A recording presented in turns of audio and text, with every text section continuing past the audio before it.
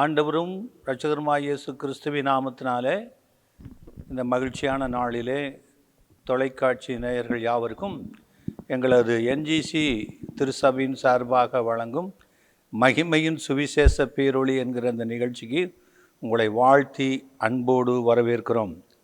கடந்த நாட்களிலே சாம்பல் புதன்கிழமை என்கிற ஒரு தலைப்பில் உங்களுக்கு செய்தி கொடுத்த போது அதை அநேகர் சுமார் 3000 பேருக்கு மேலே அதை பார்த்துருக்கிறார்கள். அந்த ஆழ்ந்த சத்தியங்களை கேட்டிருக்காங்க. எத்தனையோ பேர் அதை குறித்து ஒரு குழப்பமான நிலை இருக்கும்போது தெளிவான வசனங்களை வசனித்து உங்கள் மத்தியில் இந்த செய்தியை பகிர்ந்து கொள்ளும்போது அநேகருக்கு அது ஆசீர்வாதமாக இருக்கும். இன்றைக்கு கூட அன்பான தேவனுடைய பிள்ளைகளே, இந்த கிறிஸ்து இயேசுவின் பாடுகளை உலகமெல்லாம் திருச்சபைகள் தியானித்து வருகிறது. நாமும் கூட கிறிஸ்து இயேசுவின் பாடுகளில் உள்ள ஐக்கியங்களை அறிந்து கொள்ள இந்த காலங்களிலே அவருடைய சத்தியத்துக்குள்ளாக கடந்து போவோம். நாளிலும் கூட நானும் உன்னை ஆக்கினைக்குள்ளாக தீர்ப்பதில்லை என்கிற ஒரு தலைப்பில் இந்த செய்தியை உங்கள் மத்தியில் பகிர்ந்து கொள்ள விரும்புகிறேன். செப்பனியாவின் புஸ்தகம் 3வது அதிகாரம் 15வது வசனத்தை நாம் வாசிக்கலாம். கர்த்தர் உன்னை ஆக்கினைகளை அகற்றி உன் சத்துருக்களை விலக்கினார். இஸ்ரவேலின் ராஜாவாகிய கர்த்தர் உன் நடுவிலே இருக்கிறார். இனி தீங்கை காணாதிருப்பாய். கர்த்தர் உன் ஆக்கினைகளை அகற்றி உன் சத்துருக்களை விலக்கினார். இஸ்ரவேலின் ராஜாவாகிய கர்த்தர் உன் நடுவில் இருக்கிறார். இனி தீங்கை காணாதிருப்பாய். அன்பு தேவனுடைய பிள்ளைகளே, அருமையான தேவனுடைய வாக்கு தத்தத்தை இந்த வசனத்தின் மூலமாய் நாம் பெற்றுக்கொள்கிறோம். இங்கே ஆக்கினை அடைந்த ஒரு பெண்ணை அவள் ஆக்கினையிலிருந்து இயேசு கிறிஸ்து எப்படி விடுதலை ஆக்கிறார், அவருக்கும் கிறிஸ்துவின் சிலுவையிலே அவர் நிறைவேற்றக்கூடிய பாடுகளுக்கும் என்ன ஐக்கியம் இருக்கிறது என்பதை குறித்து இந்த செய்தியின் மூலமாக உங்களோடு நான் இடைப்பட்டு கொள்ள விரும்புகிறேன். யோவான் எழுதின சுவிசேஷம் 8வது அதிகாரம் 1-2 வசனங்களை நான் வாசிக்கலாம். இயேசு ஒலிவமலைக்கு போனார். மறுநாள் காலையிலே அவர் திரும்பி தேவாலயத்திற்கு வந்தபொழுது ஜனங்கள் எல்லாரும் அவரிடத்தில் வந்தார்கள். அவர் உட்கார்ந்து அவர்களுக்கு உபதேசம் பண்ணினார். ஆக ஆண்டவராய் இயேசு கிறிஸ்து அவருக்கு ஒரு சிறப்பான வழக்கம் இருந்தது. ஒவ்வொரு நாளும் அவர் ஒலிவமலையில் போய் முழுவதும் தனித்து ஜெபம் பண்ணுவார். அப்படி தன் வழக்கத்தின்படியே அவர் ஒலிவமலைக்கு போனார். ராவெல்லாம் ஜெபம் பண்ணின பின்பு மறுநாள் காலையில் அவர் திரும்பி தேவாலயத்துக்கு வந்தார். ஜனங்கள் எல்லோரும் அவரிடத்தில் வந்தார்கள். அவர் உட்கார்ந்து அவர்களுக்கு தன் வழக்கத்தின்படியே உபதேசம் பண்ணி கொண்டிருந்தார். இந்த சந்தர்ப்பத்தில் அவருக்கு முன்பதாக ஒரு பெரிய கூட்டம் வருகிறது. பரபரப்பாக பேசப்படுகிறது. சிலர் ஒரு பெண்ணை இழுத்து கொண்டு வருகிறார்கள். சிலர் கூச்சலிடுகிறார்கள். சிலர் இவளை கொல்ல வேண்டும் என்று ஆவேசமாக பேசிக்கொண்டு வருகிறார்கள். இந்த சம்பவம் என்ன என்பதை குறித்து, இதுக்கும் சிலுவைக்கும் உள்ள ஐக்கியத்தை குறித்து தான் இந்த நாளிலே இந்த செய்தி உங்கள் மத்தியில் பகிர்ந்து கொள்ள விரும்புகிறேன். 3வது 4வது வசனங்கள். அப்பொழுது விபச்சாரத்திலே கண்டுபிடிக்கப்பட்ட ஒரு ஸ்திரீயை வேதபாரகரும் பரிசேயரும் அவரிடத்தில் கொண்டு வந்து அவளை நடுவே நிறுத்தி, போதகரே, இந்த ஸ்திரீ விபச்சாரத்தில் கையுமையுமாய் பிடிக்கப்பட்டாள். ஆக இந்த பரபரப்பான கூட்டத்தில் ஒரு பெண் பரிதாபமாக தலைவரி கோலத்தோட, அழுகையோட, மரண பயத்தோட இழுத்து கொண்டு வருகிறார்கள். இவளை குறித்து என்ன சொல்லப்படுகிறது என்றால், ஆண்டவராய் இயேசு கிறிஸ்து அமைதியாக அங்கே தேவாலயத்தில் போதகம் பண்ணி கொண்டிருக்கிறார்.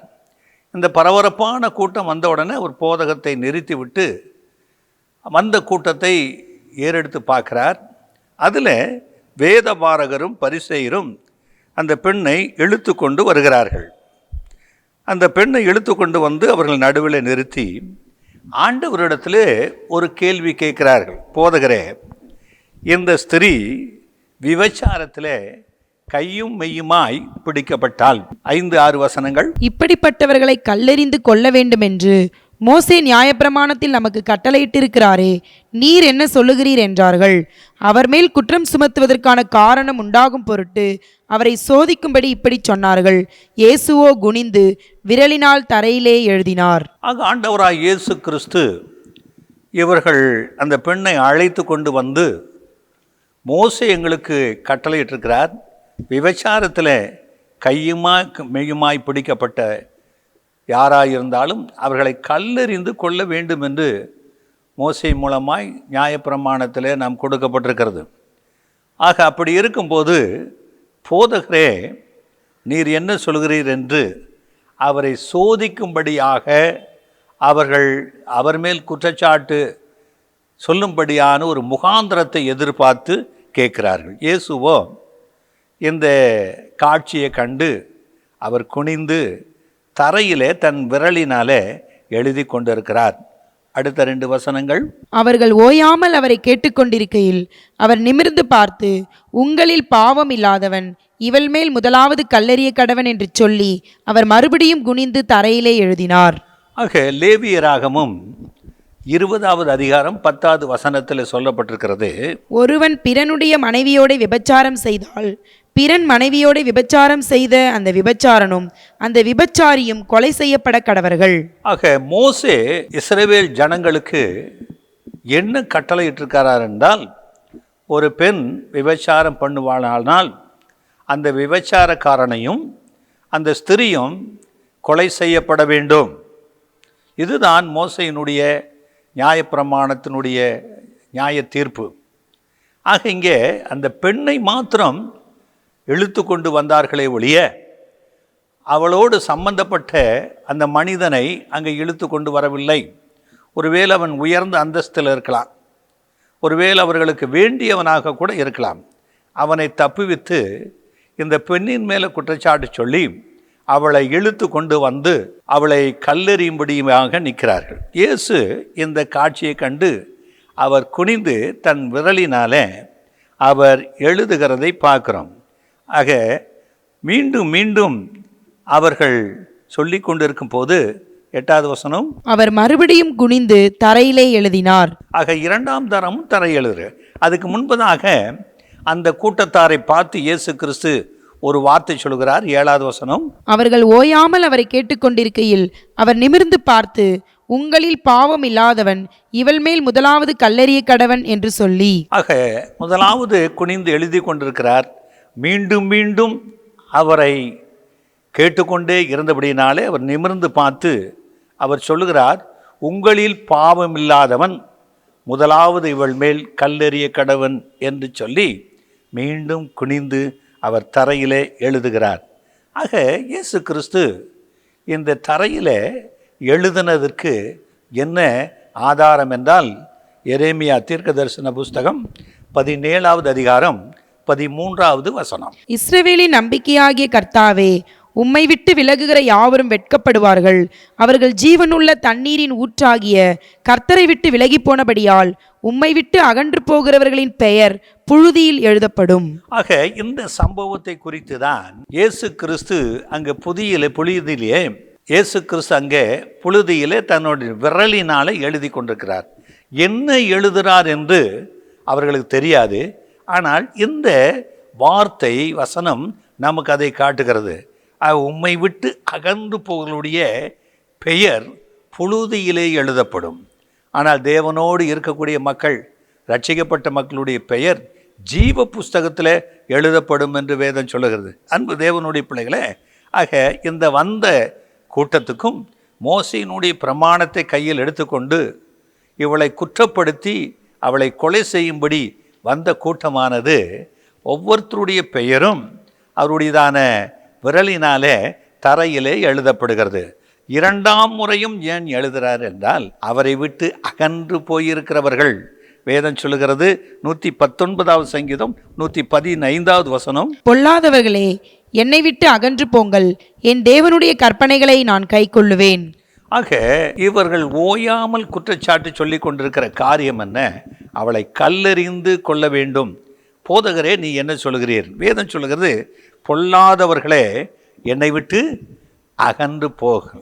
ஆனால் நான் கர்த்தருடைய கற்பனைகளை கை கொள்ள வேண்டும். லூக்கா 13ஆம் அதிகாரம் 27வது வசனம். ஆனாலும் அவர், நீங்கள் எவ்விடத்தாரோ உங்களை அறியேன், அக்கிரமக்காரராகிய நீங்கள் எல்லாரும் என்னை விட்டு அகன்று போங்கள் என்று சொல்லுவார் என்று உங்களுக்கு சொல்லுகிறேன். ஆக பரலோக ராஜ்யத்தில் பிரவேசிக்க ஒரு கூட்டம் பிரயாசப்படும்.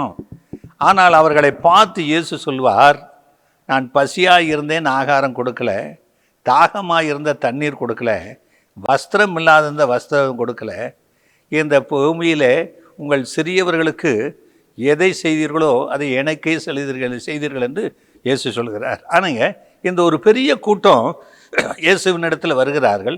அவர் சொன்ன உபதேசத்தின்படி ஒரு காரியம் செய்யலை. ஆனால் தங்களை பரிசுத்தவான்களாக, நீதிமான்களாக, உத்தமர்களாக காட்டிக்கொள்வதை பார்க்கிறோம். இந்த கூட்டம் மோசையினுடைய பிரமாணத்தை கையில் எடுத்து அவளுக்கு மரணத்தை கொடுப்பதற்கு பிரயாசப்படுகிறார்கள். அவளை குற்றப்படுத்தி கொண்டு இருக்கிறார்கள். ஆக அப்படிப்பட்ட குற்றப்படுத்தப்பட்ட அந்த ஸ்திரீயின் அவள் சொல்லக்கூடிய காரியம் என்னவென்றால், சங்கீதம் 51வது அதிகாரம் 3வது வசனம். என் மீறுதல்களை நான் அறிந்திருக்கிறேன், என் பாவம் எப்பொழுதும் எனக்கு முன்பாக நிற்கிறது.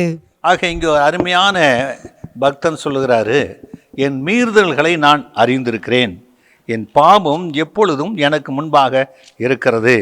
1 யோவான் 1 அதிகாரம் 8வது வசனம். நமக்கு பாவம் இல்லை என்போமானால் நம்மை நாமே வஞ்சிக்கிறவர்களாய் இருப்போம், சத்தியம் நமக்குள் இராது. ஆக ஆண்டவராய் இயேசு கிறிஸ்து இந்த திரளான கூட்டம் கல்லை எரித்து கொண்டு அவளுக்கு மரணத்தை வைப்பதற்காக நிற்கிறார்கள். அவர்களை பார்த்து சொல்றாரு, உங்களில் பாவம் இல்லாதவன் முதலாவது இவளை கல்லெறிய கடவன் என்று சொன்னார். ஆக அவர் எழுதும் போது அவர்களுடைய மனச்சாட்சியிலே அவர்கள் செய்த குற்றம், அவர்கள் செய்த பாவம் அவர்களுக்கு உணர்த்தப்படுகிறது. ஆக லூக்கா 6 அதிகாரம் 37வது வசனம். மற்றவர்களை குற்றவாளிகள் என்று தீர்க்காதிருங்கள், அப்பொழுது நீங்களும் குற்றவாளிகள் என்று தீர்க்கப்படாதிருப்பீர்கள்.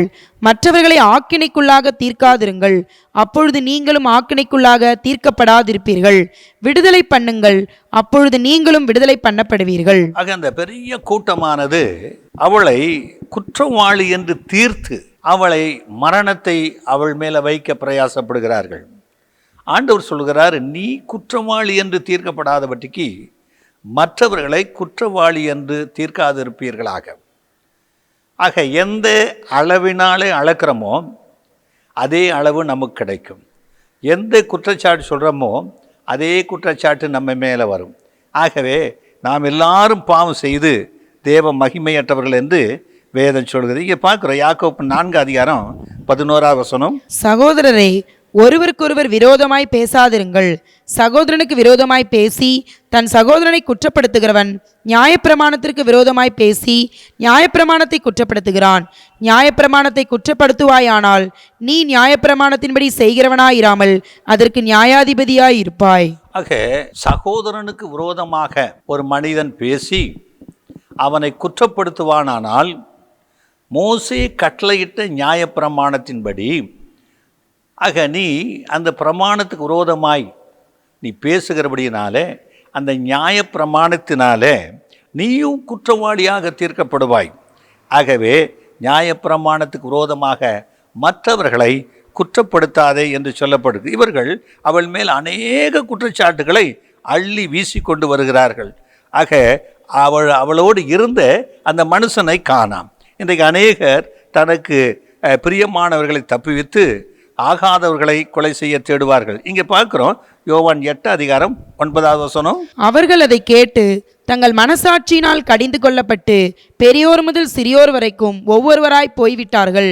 இயேசு தனித்திருந்தார், அந்த ஸ்திரீ நடுவே நின்றாள். ஆக இப்படி அவள் மேலே குற்றச்சாட்டு சொல்லி கொண்டிருந்த ஜனங்களை பார்த்து இயேசு சொன்னார், உங்களில் பாவம் இல்லாதவன் முதலாவது கல்லெறிய கடவன் என்று சொன்னபோது அவர் குனிந்து எழுதினாரே, அவனுடைய பாவம் அங்கே எழுதப்படுகிறது.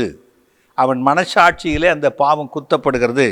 அவன் மனசாட்சியில் குத்தப்பட்டு அவர்கள் மனசாட்சியில் கடிந்து கொள்ளப்பட்டு தன்னுடைய பாவம் இல்லாதவன் தானே கல்லறியதுக்கு நியாயப்பிரமாணத்தின்படி தீர்ப்பு செய்யறதுக்குரியவன். நான் பாவம் செய்திருக்கேன் என்று ஒவ்வொருவராக சிறியோர் முதல் பெரியோர் வரை கடந்து போய்விட்டார்கள்.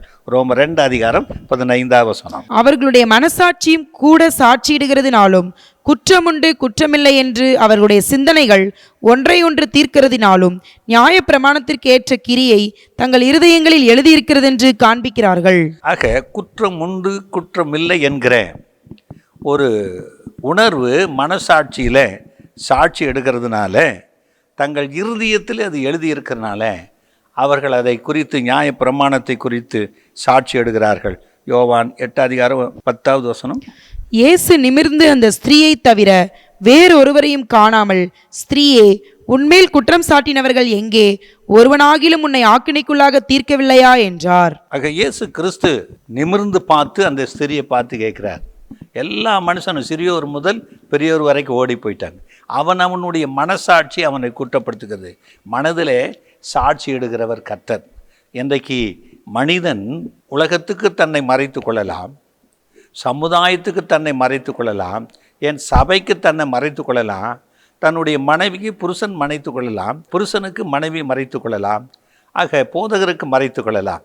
ஆனால் ஒரு மனிதனுடைய இருதயத்துக்குள்ளே மனசாட்சிக்கு மறைக்க முடியாது. அநேகத்தை இந்த மனசாட்சி பேசிக்கொண்டே இருக்கிறதுனால தான் மன அழுத்தத்துக்கு போய் விடுகிறார்கள். ஆக மனசாட்சியில் அவன் செய்த பாவம் குற்றப்படுத்தி கொண்டே இருக்கும். மனதிலே சாட்சி எடுக்கிறவர் கர்த்தர். ஒருவேளை நினைக்கலாம், கடவுள் எங்கே, கர்த்தர் எங்கேனா, உன்னுடைய மனதிலே சாட்சி எடுக்கிறவர் கர்த்தர். நீ செய்த குற்றத்தை, நீ செய்த பாவத்தை, நீ செய்த அக்கிரமத்தை உன் இருதயத்தில் இருந்து அவர் புழுதியில் எழுதி கொண்டிருக்கிற வார்த்தை என்னன்னா, நீ செய்த அக்கிரமத்தை அவன் நினைப்பூட்டி கொண்டு இருப்பார். அது நிமித்தம் அநேக மனசாட்சி பாதிக்கப்படுறதுனால மரணத்துக்கு எதுவாய் போவதுண்டு. யோவான் 8:10-11. இயேசு நிமிர்ந்து அந்த ஸ்திரீயை தவிர வேறொருவரையும் காணாமல், ஸ்திரீயே, உன்மேல் குற்றம் சாட்டினவர்கள் எங்கே? ஒருவனாகிலும் உன்னை ஆக்கினைக்குள்ளாக தீர்க்கவில்லையா என்றார். அதற்கு அவள், இல்லை ஆண்டவரே என்றாள். இயேசு அவளை நோக்கி, நானும் உன்னை ஆக்கினைக்குள்ளாக தீர்க்கிறதில்லை, நீ போ, இனி பாவம் செய்யாதே என்றார். ஆக ஆண்டவராய் இயேசு கிறிஸ்து இந்த ஸ்திரீ தனியாக தலை கவிழ்ந்து நிற்கதை பார்த்து ஒரு சில நிமிடங்கள் இயேசு கிறிஸ்துவனிடத்தில் அவள் வராதிருந்தால் அவள் கல்லெறிந்து கொல்லப்பட்டு மரணத்தை தழுவியிருப்பாள். அவர்கள் இயேசுவினிடத்தில் கொண்டு வந்தபடியினாலே இந்த ஆண்டவராய் இயேசு கிறிஸ்து அவர் சொல்லுகிறார், ஒருவனாகிலும் உன்னை ஆக்கினைக்குள்ளாக தீர்க்கவில்லையா? அவள் சொல்லுகிறாள், இல்லை ஆண்டவரே. இன்றைக்கு அன்பு தேவனுடைய பிள்ளைகளே, இன்றைக்கு உன்னை குற்றப்படுத்தின, உன்னை குறை சொல்ல, உன்னை அழிக்க வேண்டும் என்று, உன்னை ஆக்கினை தீர்ப்புக்குள்ளாக நடத்த வேண்டும் என்று அநேகர் பிரயாசப்பட்டு கொண்டிருக்கலாம். கர்த்தர் உன் ஆக்கினைகளை அகற்றி உன்னை விடுதலையாக்க அவர் சித்தமுள்ளவராயிருக்கிறார். இந்த சகோதரி விடுதலையாக்கப்பட்ட பின்பு தேவனுடைய காரியம் என்ன என்பதை நம்ம பார்க்க போறோம். யோவான் 8:11 மீண்டும் வாசிக்கலாம். அதற்கு அவள், இல்லை ஆண்டவரே என்றாள். இயேசு அவளை நோக்கி, நானும் உன்னை ஆக்கினைக்குள்ளாக தீர்க்கிறதில்லை, நீ போ, இனி பாவம் செய்யாதே என்றார். ஆக நானும் உன்னை ஆக்கினைக்குள்ளாக தீர்ப்பதில்லை. அவர் சொல்றாரு, போமா, இனி பாவம் செய்யாதே. பாவம் செய்தவர்களுக்கு கிறிஸ்துவினிடத்திலே வந்தபோது அவர் மன்னிப்புண்டு. யோவான் 3:17 சொல்லுகிறது, உலகத்தை ஆக்கினைக்குள்ளாக தீர்க்கும்படி தேவன் தம்முடைய குமாரனை உலகத்தில் அனுப்பாமல் அவராலே உலகம் ரட்சிக்கப்படுவதற்காகவே அவரை அனுப்பினார். ஆக உலகத்தை ஆக்கினைக்குள்ளாக தீர்க்க தேவன் தம்முடைய குமாரனை பூமிக்கு அனுப்பல. மோசே நியாயப்பிரமாணத்தின்படி பார்க்கும்போது பாவம் செய்தவர்கள் ஆக்கினை தீர்ப்பு அடைந்தே ஆக வேண்டும். ஆனால் ஆண்டவராக இயேசு கிறிஸ்து இந்த பூமிக்கு வந்தபோது தேவன் எதற்காக அந்த இயேசுவை அனுப்பியிருக்கிறார் என்றால், யாரை ஆக்கினை தீர்ப்பு கொடுப்பதற்காக அல்ல, அவராலே இந்த உலகம் ரட்சிக்கப்பட வேண்டும் என்று விரும்புகிறார். யோவான் 3:18. அவரை விசுவாசிக்கிறவன் ஆக்கினைக்குள்ளாக தீர்க்கப்படான், விசுவாசியாதவனோ தேவனுடைய ஒரே பேரான குமாரனுடைய நாமத்தில் விசுவாசம் உள்ளவனாய் இராதபடினால் அவன் ஆக்கினை தீர்ப்புக்கு உட்பட்டாயிற்று. ஆக 2 காரியத்தை கர்த்தர் இங்க சொல்றாரு. ஆண்டவராய் இயேசு கிறிஸ்துவினிடத்துல விசுவாசமாய் ஒரு மனிதன் இருப்பானால் அவனுக்கு ஆக்கினை தீர்ப்பில்லை. இன்றைக்கு ஆண்டவராய் இயேசு கிறிஸ்துவை விசுவாசிக்காத அவரை தெய்வமாக ஏற்றுக்கொள்ளாத, அவருடைய நாமத்தை சொல்லும் போதே புறக்கணிக்கிற, அருவருக்கிற ஒரு பெரிய கூட்டத்தை பார்க்குறோம். அவன் இயேசுவின் நாமத்தை அருவருப்பானால், அவரிடத்தில் விசுவாசம் இல்லாதபடி அவரை புறக்கணிப்பானால், அவன் ஏற்கனவே ஆக்கினை தீர்ப்புக்கு உட்பட்டவன் என்று வேதம் சொல்லுது. எந்த ஸ்திரீ இயேசுவினிடத்தில் கொண்டு வந்த போது பிதாவாகிய தேவனுடைய சித்தம் என்னவென்றால், அவளை ஆக்கினைக்குள்ளாக தீர்ப்பதில்லை. இயேசு கிறிஸ்துவால் அவள் ரட்சிக்கப்படுவது பிதாவின் சித்தமாக இருக்குது. ஆக பிதாவின் சித்தத்தை நிறைவேற்றவே நான் இந்த உலகத்துக்கு வந்தேன் என்று சொன்னார். ஆக அப்படிப்பட்டவர் நியாயப்பிரமாணத்தை அவர் அழிக்க வந்திருக்கிறாரா என்று பார்க்கும்போது அப்படி இல்லை. ரோமர் 8:34 ஆக்கினைக்குள்ளாக தீர்க்கிறவர் யார்? கிறிஸ்துவே மரித்தவர், அவரே எழுந்தும் இருக்கிறவர், அவரே தேவனுடைய வலது பார்சத்திலும் இருக்கிறவர், நமக்காக வேண்டுதல் செய்கிறவரும் அவரே. ஆக இந்த கிறிஸ்துவினிடத்தில் வந்தா வேற யார் நம்மளை ஆக்கினை தீர்ப்பு கொடுக்க முடியும்? ஒருவேளை உலகத்தின் சட்டங்கள், உலகத்தினுடைய நீதி நியாயங்கள் ஆக்கினை தீர்ப்புக்கு ஏதுவாக இருக்கலாம். ஆனால் பிதாவாகிய தேவனிடத்தில் நமக்கு ஆக்கினை தீர்ப்பு இல்லை. அவரே மரித்தார், அவரே உயிர் தெழுந்தார் என்று பிதாவின் வலது பார்சத்தில் வீற்றிருக்கிறார். எதற்கென்றால், தேவனுடைய நியாய தீர்ப்பு வரும்போது நீ அவரிடத்தில் விசுவாசமாய் இருக்கிறபடினால நீ ஆக்கினை தீர்ப்புக்கு ஏதுவானவன் அல்ல. அப்படியானால் இந்த மோசே கொடுத்த நியாயப்பிரமாணம் அவமாய் போகுமா? மத்திய 5:17 நியாயப்பிரமாணத்தை ஆனாலும் தீர்க்க தரிசனங்களை ஆனாலும் அழிக்கிறதற்கு வந்தேன் என்று எண்ணிக்கொள்ளாதேயுங்கள், அழிக்கிறதற்கு அல்ல நிறைவேற்றுகிறதற்கே வந்தேன். ஆண்டவராய் இயேசு கிறிஸ்து சொல்லுகிறார், நியாயப்பிரமாணத்தை ஆனாலும் தீர்க்க தரிசனத்தை ஆனாலும் அழிக்கிறதுக்கல்ல நிறைவேற்றவே வந்தேன் என்கிறார். அப்படியானால் இந்த ஸ்திரீ நியாயப்பிரமாணத்தின்படி கல்லெறிந்து கொல்லப்பட வேண்டியது அவர்கள் சொன்னது சரிதானே என்று எண்ணலாம்.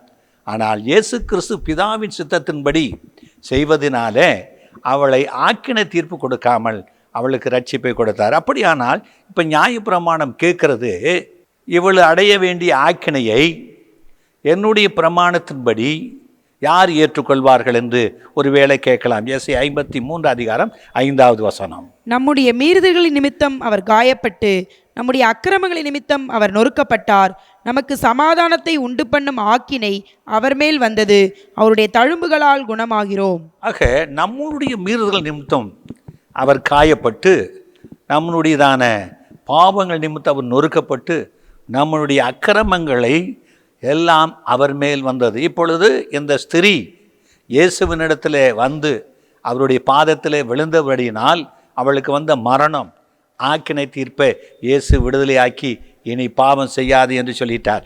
அப்படியானால் நியாயப்பிரமாணத்தை நிறைவேற்ற வந்த இயேசு கிறிஸ்து அவளுக்கு வரக்கூடிய அந்த ஆக்கினையை ஏற்றுக்கொள்வதற்கு தான் நமக்கு சமாதானத்தை, அவளுக்கு விடுதலை உண்டாக்குற ஆக்கினையை அவர் மேல் சுமந்து கொள்ள வேண்டியது ஆக அவசியமாக இருந்தது. 1 யோவான் 2:2 நம்முடைய பாவங்களை நிவிர்த்தி செய்கிற கிருபாதார பலி அவரே, நம்முடைய பாவங்களை மாத்திரமல்ல சர்வலோகத்தின் பாவங்களையும் நிவிர்த்தி செய்கிற பலியாயிருக்கிறார். ஆக சர்வலோகத்தின் பாவத்தை நிவிர்த்தி செய்கிற ஆண்டவராய் இயேசு கிறிஸ்து இவள் செய்த பாவத்தை நிவிர்த்தி செய்வதற்காக இயேசு சிலுவைக்கு போக வேண்டும். நம்முடைய அக்கிரமங்கள் நிமித்தம் அவர் நொறுக்கப்பட்டு நமக்கு சமாதானத்தை உண்டு பண்ணுகிற ஆக்கினையை அவர் ஏற்றுக்கொள்ள வேண்டுமானால் அவர் சிலுவையை தூக்கி கொண்டு போக வேண்டும்.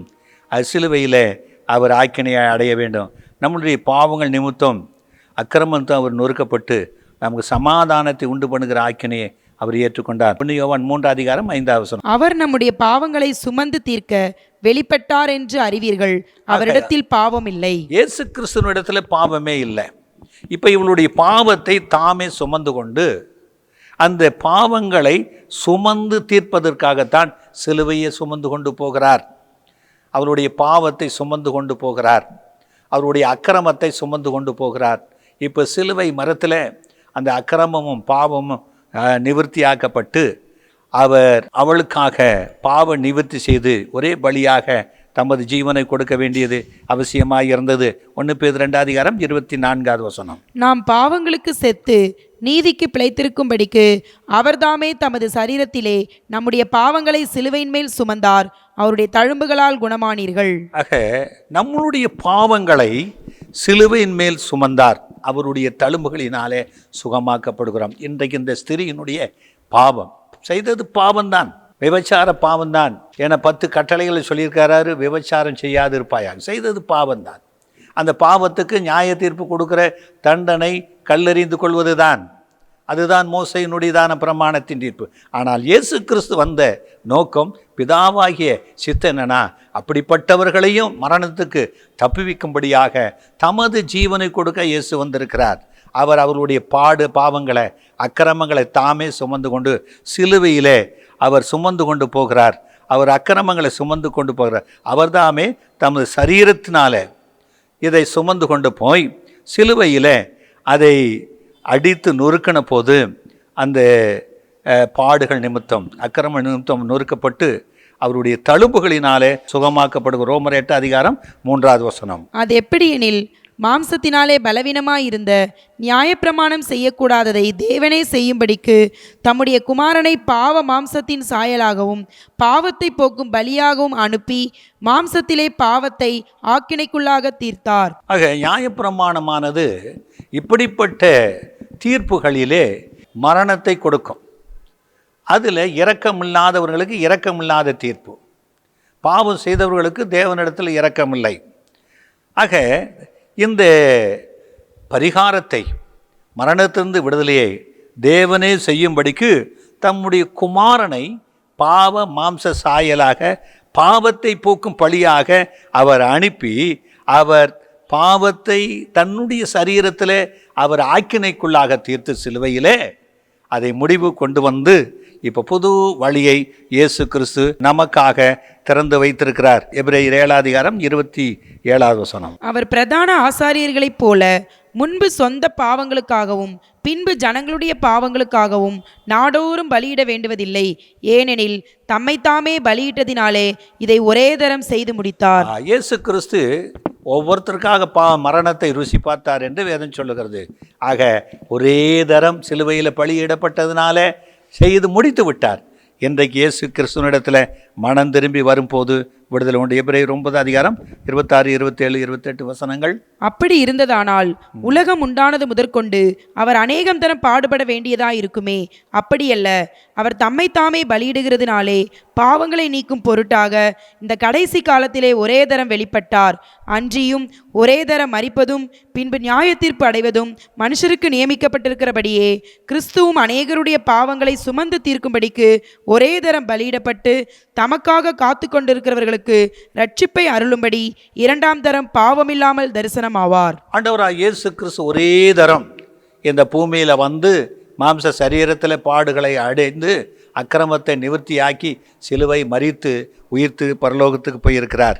ஆக மீண்டும் ஆண்டவராகிய இயேசு கிறிஸ்து வரப்போகிறார்.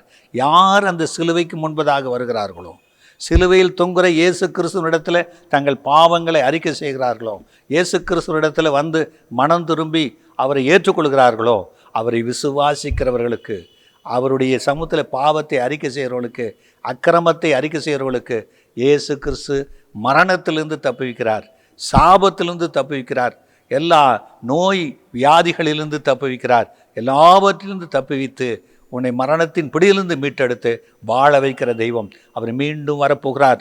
பாவம் இல்லாதவராய் பரிசுத்தராக மகிமை பொருந்தியவராய் வரப்போகிறார். அதுக்கு ஆயத்தப்படுவாயா? அந்த இயேசு உன்னை அழைக்கிறார், சிலுவைக்குள்ளாக அழைக்கிறார். இந்த ஸ்திரீயினுடைய பாவம் கிறிஸ்து சிலுவையில் சுமந்து தீர்த்து விட்டார். இனி அவள் பாவம் செய்யாத ஒரு வாழ்க்கை, பரிசுத்த வாழ்க்கை செய்யும் போது பரலோகத்தில் அவரோடு கூட இருக்க முடியும். அந்த பாக்கியத்தை ஒரு வேளை என்னை கல்லெறிய பார்க்குறாங்க, என்னை கொலை செய்ய பார்க்குறாங்க, என்னை நாள்தோறும் திட்டுறாங்க, என்னை புறக்கணிக்கிறாங்க, என்னை அவமதிக்கிறாங்க, இந்த பூமியில் வாழவே பிடிக்கலை என்று ஒருவேளை எண்ணிக்கொண்டு இருக்கலாம். உனக்குத்தான் அந்த ஆண்டவராய் இயேசு கிறிஸ்து வந்திருக்கிறார்.